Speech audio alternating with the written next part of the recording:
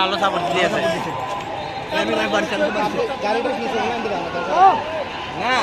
দামে ভাই তারা কই যা ঘরে গেছি কেন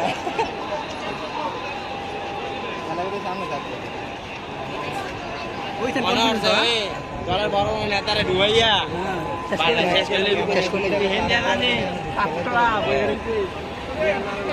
সাজ নাই পাড়াই না মাঠটা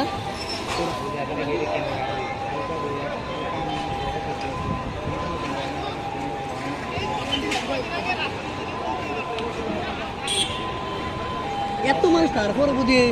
10-12 20 বিশেষ করে এটি আইছে লাঠিগুলো সারা কিনতে আইছো তোরা আর এমনে ফায়ার করে গেল আর কিছু করলো না